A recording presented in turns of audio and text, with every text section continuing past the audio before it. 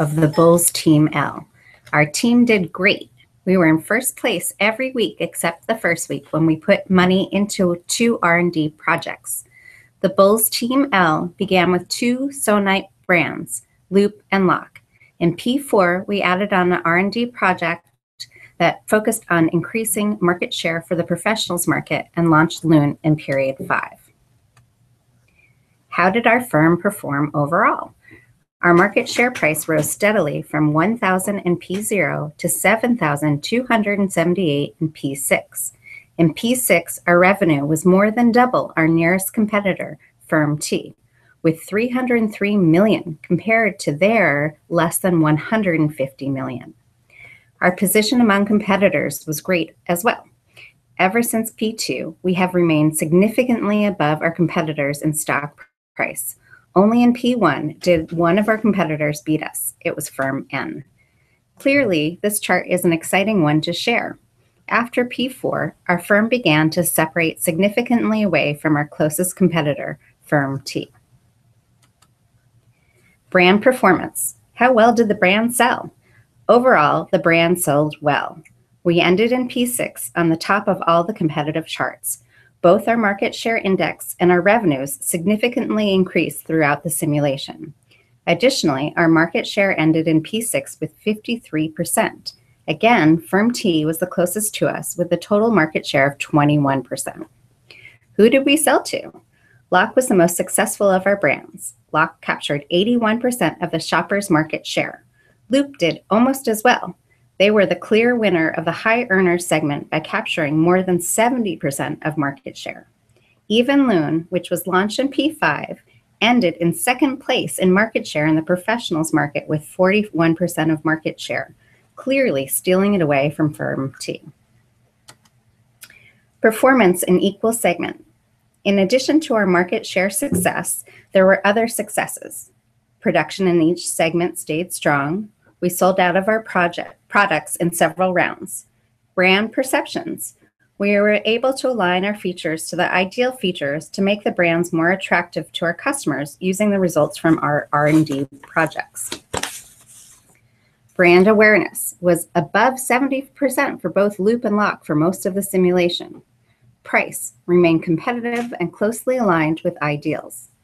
Challenges. Loon was not as successful since it only launched in P5. Although we continuously increased production, we lost out to market share to our competitors by not producing enough, which resulted in lost sales. What were the keys to our success? General strategies. We used the basic strategy to optimize products for specific market segments. We only targeted one market segment per product. We always ordered all possible market research studies.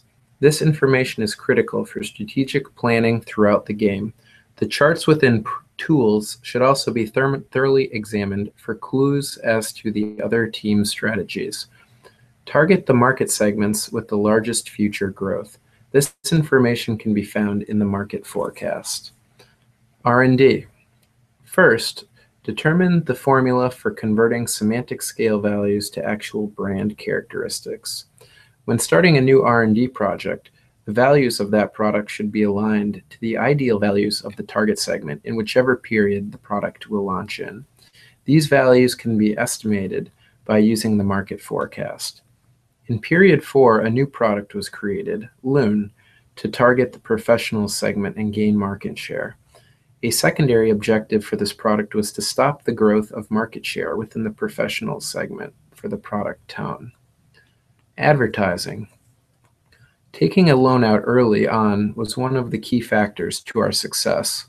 We took a risk and it returned much larger gains than any of our competitors in period 2.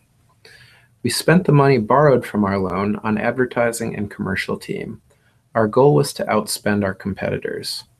The loan allowed Team L to gain an edge on its competitors that carried the team in first place for the rest of the simulation. Team L spent more on advertising and commercial teams than its competitors in the first few rounds. This allowed our team to continue its momentum in market share growth. In period 5, we recognized that there are drawbacks to having a commercial team too large. Too many salespeople can actually hurt the brand contribution. Production. Locating and utilizing the lost sales chart in tools. Before discovering this chart, we were selling out of products but had no idea how much more potentially could have been sold. By using the information provided in the lost sales chart, we could more accurately predict future production. Understanding the plus or minus 20% production scaling and calculating production, taking this into consideration. What would we have done differently? We would have thoroughly checked out the tools section. If this had been done, the lost sales chart would have been located sooner and not as many sales would have been lost. We wrongly assumed in period 4 that a larger commercial team would result in increased sales. Our commercial team size was much too large and hurt our brand contribution. This resulted in product loop losing market share. We would have created new products to target other market segments earlier in the simulation. We were late to the game launching Loon in period 5, and cumulative sales would have likely been higher if Loon had been launched in an earlier period. We would have created a new brand specifically to target the Savers segment. The result of all of these actions would have resulted in increased sales and revenue for Team L. Key areas of marketing management: segmentation, targeting. This simulation and the course discussions and readings help emphasize that it is best to target a specific market segment when creating a brand. For example, we targeted the high earners in Loop. It is important to pay attention to the product differentiations and features when customizing products. We know from our reading that what is most important to the high earners, shoppers, and professional segments is price and performance. Therefore, in each period, we adjusted our features to the ideals. By engaging in competitive market strategies, we were able to target our audience. The old adage, you need to spend money to make money, worked for us. If you look through the charts, our firm spent way more than our nearest competitor and had the largest commercial team. Increasing our commercial team proved to be an important strategy that we applied from our course reading and discussions. We were able to successfully leverage our commercial teams to help target each market segment by disproportionately scaling our commercial teams to various retail outlets. We found that in general, our markets bought less from online stores and more evenly between mass merchandisers and specialty stores. We adjusted our sales team in each period to more effectively capitalize on this concept. We also employed a market challenger strategy in P4. We noticed that tone was gaining ground in the professional segment, so we created the R&D project to go after the professionals market. This was a preemptive defense strategy, and it worked. We slowed both Tone and Firm S's growth in the professional market. Product. A product is defined as anything that can be offered to a market to satisfy a want or need. Without a product, a firm cannot exist.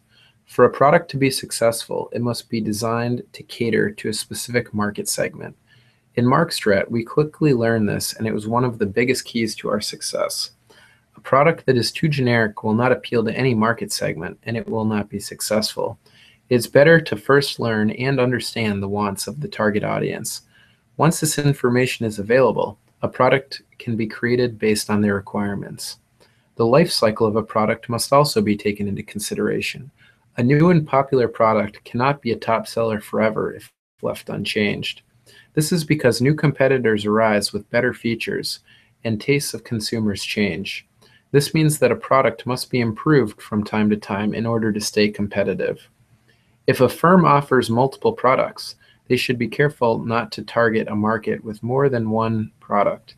Competing products produced by a single firm will result in lost sales. A product can be marketed to emphasize certain features.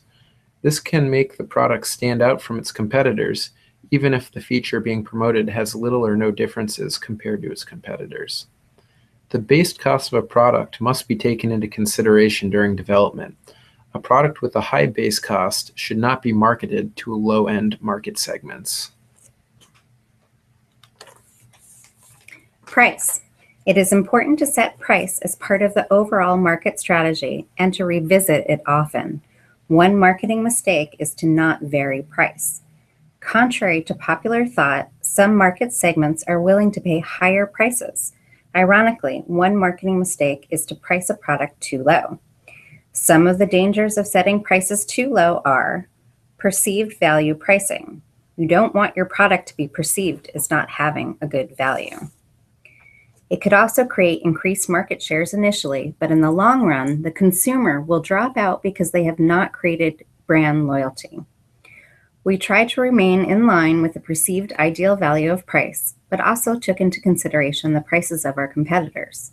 Demand affects price as well. If there's a lot of demand, you can modestly increase your price. We did not increase our price until a few factors came into place. We modestly increased our price once our brand awareness rose above 70%. Our demand was steady and strong. Our brand loyalty had been established, and our features were aligned with ideal values. Only then did we increase our price to increase overall revenue.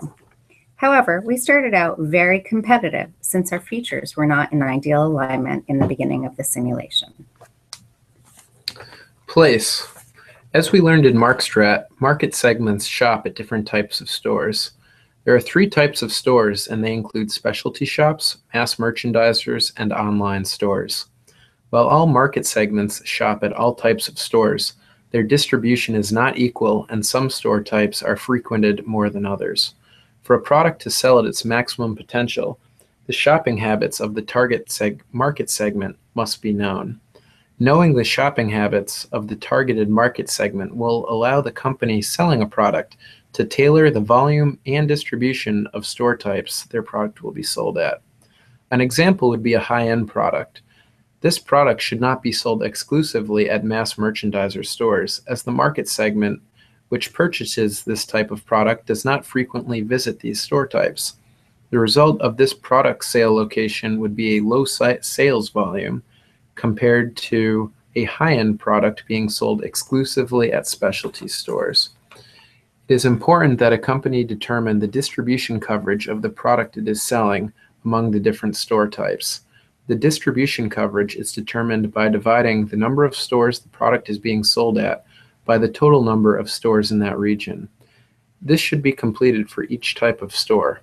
If the company determines its distribution coverage is not comparative to the shopping habits of the target segment, then it should increase or decrease the number of outlets the product is being sold at by store type. Promotion. The purpose of a sales promotion is to raise the consumer awareness of a product or brand, to generate sales and create brand loyalty. A consumer cannot buy a product if they do not know that product exists. In MarkStrat, we learned that a larger advertising and commercial team budget would often result in increased sales.